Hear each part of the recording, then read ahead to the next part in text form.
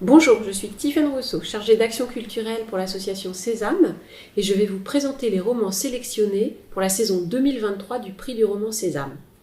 J'espère que cette présentation vous donnera envie de lire tous les romans proposés. L'Arbre de colère de Guillaume Aubin, La Contre-allée.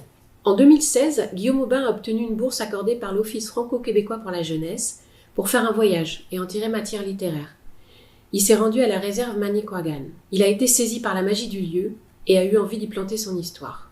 Guillaume Aubin aime que les lieux soient le départ de ses histoires, et c'est le cas pour l'Arbre de colère qui se passe principalement en forêt, au Canada, au XVe siècle. L'Arbre de colère raconte l'histoire de Phirouz, recueillie par la tribu des yeux rouges, et dont la naissance est nimbée de mystère. Lorsqu'elle est petite fille, Phirouz grandit avec les garçons et elle épouse leurs activités, chasse, pêche, course. Mais lorsqu'elle observe les groupes de femmes, elle se dit que rester au campement, ce n'est vraiment pas fait pour elle. Il se pourrait bien que Phirouz soit une peau mêlée, une two-spirit, un être à part, femme et homme à la fois. En tout cas, c'est ce que commence à croire le chaman de la tribu. Cependant, tous les membres de la tribu ne sont pas prêts à accepter cette condition, et certains vont en profiter pour mettre Phirouz à l'épreuve. L'Arbre de colère est un roman qui traite notamment du genre, mais au-delà de cette question, Guillaume Aubin a aussi voulu traiter de l'articulation des libertés individuelles avec les principes de la vie en collectivité. Il a voulu inscrire son roman dans la nature, qui en est presque un personnage. Fuir l'Éden, édition Finitude. Olivier Dorchamps est un auteur franco-britannique. Il a grandi dans le quartier des Ternes à Paris et a choisi de vivre à Londres après quelques années aux États-Unis, à Washington. D'abord avocat puis entrepreneur, il a changé de vie pour se consacrer à l'écriture en français. Je le cite, « Une langue dans laquelle j'ai moins de pudeur à dévoiler mes propres émotions qu'en anglais. » Nous sommes dans la banlieue de Londres, à Clapham Junction, à Battersea.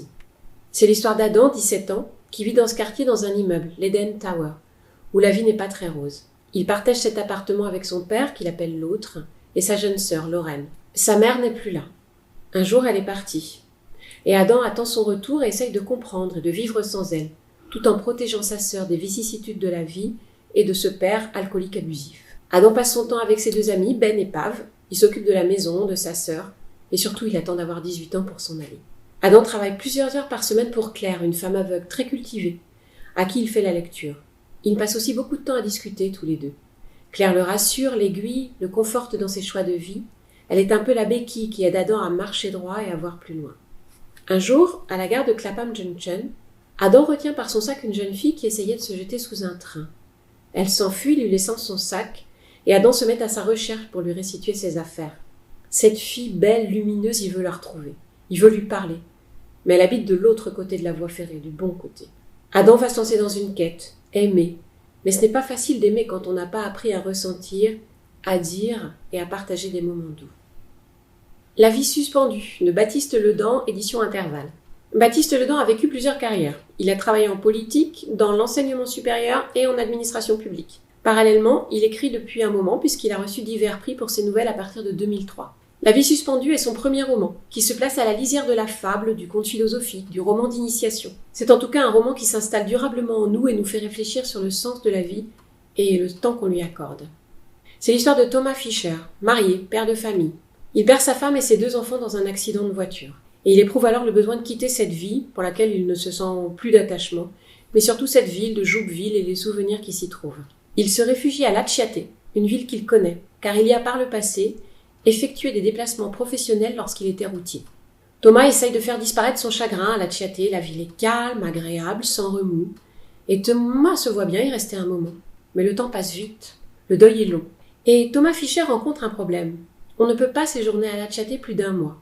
C'est la durée maximale d'un visa de tourisme et il n'y a pas d'immigration possible. Le bureau de l'immigration rejette systématiquement toutes les demandes. Thomas Fischer décide donc de s'installer clandestinement à Lachiaté et une nouvelle vie commence pour lui.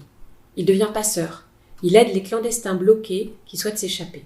Et puis un soir, en buvant une bière avec un habitant de Lachiaté, Thomas Fischer apprend une information incroyable sur cette ville paisible, presque ennuyeuse. Et cette révélation va changer, induire le cours de sa vie. Induire le cours de la vie d'ailleurs. La vie suspendue est un roman envoûtant sur le temps qui passe. Il pose des questions existentielles et nous reste en tête longtemps, très très longtemps. Les derniers jours des fauves de Jérôme Leroy, édition La Manufacture de Livres. Jérôme Leroy a d'abord été professeur de français dans un collège avant de devenir auteur à part entière. Il y consacre désormais son temps et est l'auteur de romans policiers, romans noirs, romans d'anticipation.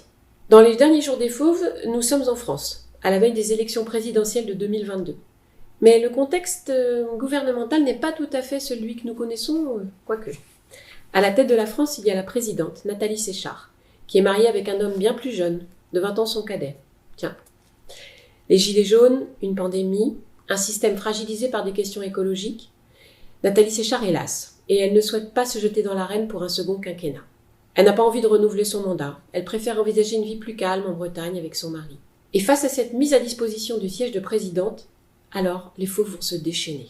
Nous assistons alors dans ce roman à une impitoyable course vers le pouvoir de la part d'hommes et de femmes de tout milieu politique, certains sincères, certains carnassiers, prêts à tout écraser sur leur passage. C'est un monde de barbouzes manipulateurs qui s'active sous la plume acérée de Jérôme Leroy, qui multiplie les situations rocambolesques pour nous faire plonger au cœur du pouvoir. De l'action, un certain cynisme, beaucoup d'humour, la lecture de ce thriller politique est jubilatoire. Avec la permission de Gandhi, de Abir Mukherjee, Léna Lévy. Abir Mukherjee a grandi dans l'ouest de l'Écosse dans une famille d'immigrés indiens. Fan de romans policiers depuis l'adolescence, il a décidé de situer sa série de romans à une période cruciale de l'histoire anglo-indienne, celle de l'entre-deux-guerres. Avec la permission de Gandhi est en effet le 3e volet, qui en comptera 4, d'une série historico-policière. Les 2 premiers tomes sont L'attaque du Calcutta Darjeeling et Les princes de Sambalpur. Nous sommes en décembre 1921 à Calcutta, en Inde. Le prince de Galles vient en visite officielle et il faut absolument que tout soit idéal. Mais l'harmonie n'est en fait qu'apparente au sein de l'empire colonial, parce qu'un certain Gandhi, du parti du Congrès, prône la désobéissance civile en vue d'obtenir l'indépendance. La police impériale a donc en effet de quoi s'inquiéter avec les soulèvements de l'opposition. Dans ce contexte de visite princière, le capitaine Wyndham, officier britannique sous l'emprise de l'opium, essaye de réguler ses conflits intestinaux. Mais il a par ailleurs fort à faire car une série de meurtres non élucidés secoue la ville de Calcutta.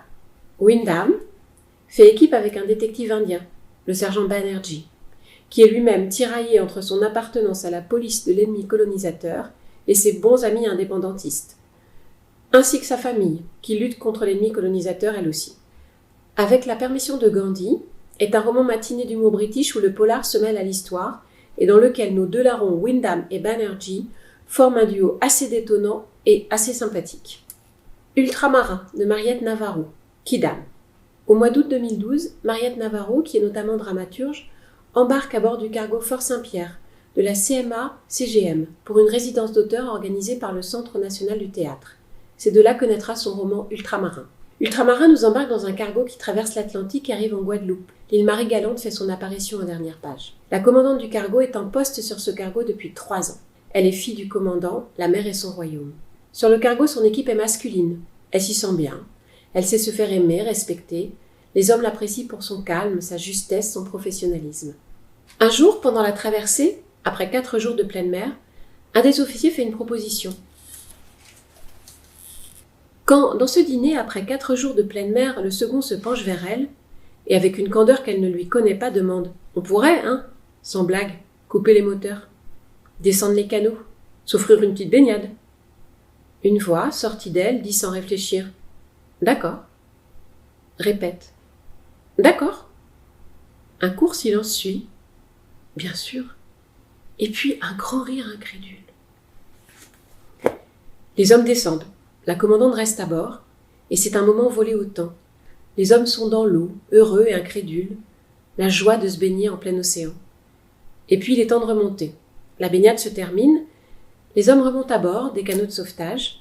Ils arrivent sur le pont et, là, ils sont plus nombreux que lorsqu'ils sont descendus. Il y a un homme de plus.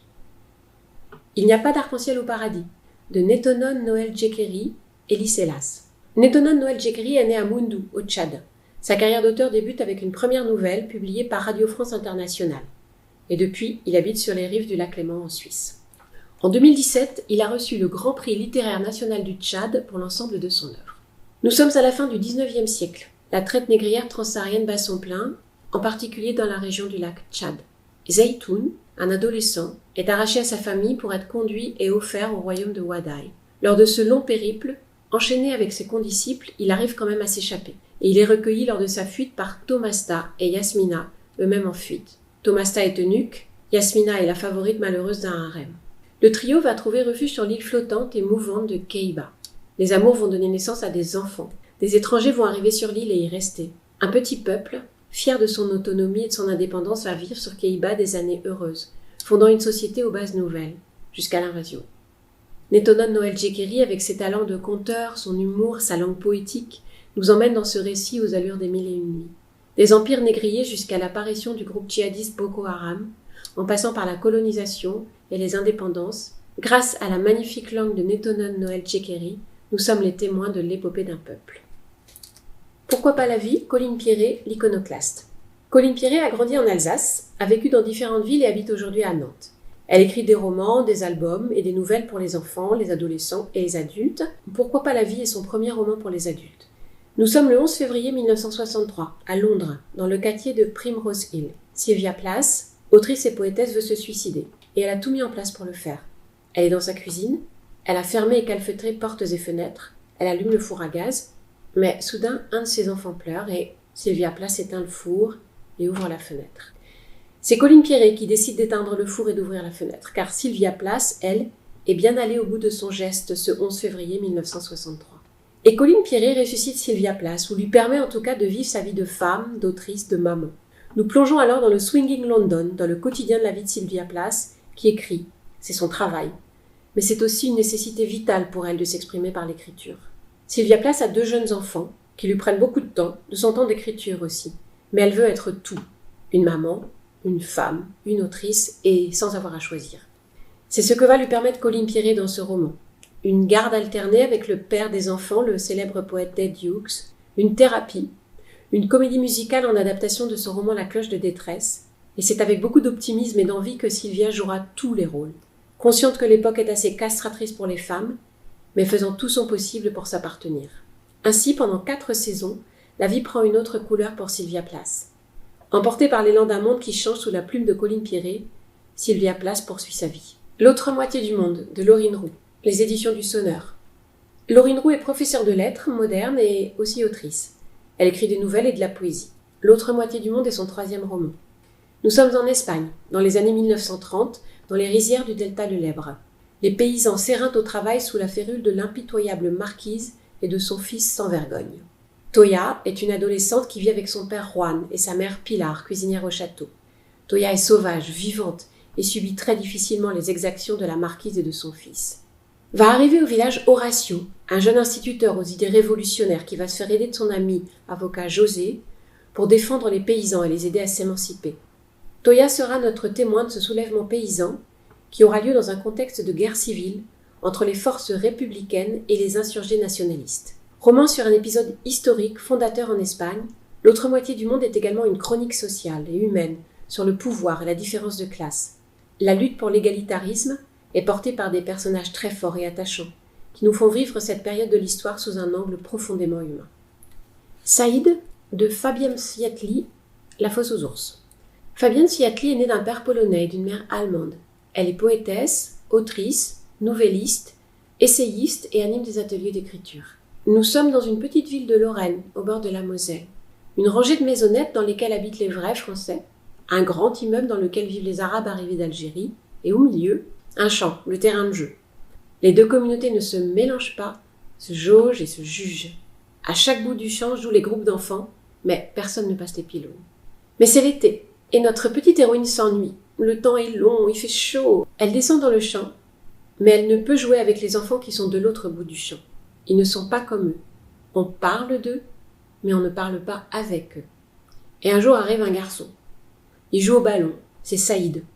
Le ballon traverse le champ, la petite fille le lui renvoie. Un jeu débute, pas besoin de présentation. Et c'est parti pour une grande amitié. De longs moments à errer, à jouer. Une amitié qui, chaque été, voit renaître les galopades et la tendresse. Cette amitié est au-delà des on-dit, au-delà des sarcasmes des frères, au-delà des moqueries, jusqu'au jour où la vie s'en mêle, et parfois la vie, comme les hommes, c'est cruel. J'espère que cette présentation vous aura donné envie de découvrir et de lire les romans sélectionnés. Nous aurons le plaisir de nous retrouver très bientôt pour échanger autour de nos lectures, de vos avis, de vos ressentis, et peut-être rencontrer les auteurs et autrices des romans sélectionnés pour le prix Sésame 2023. Bonne année de lecture à tous!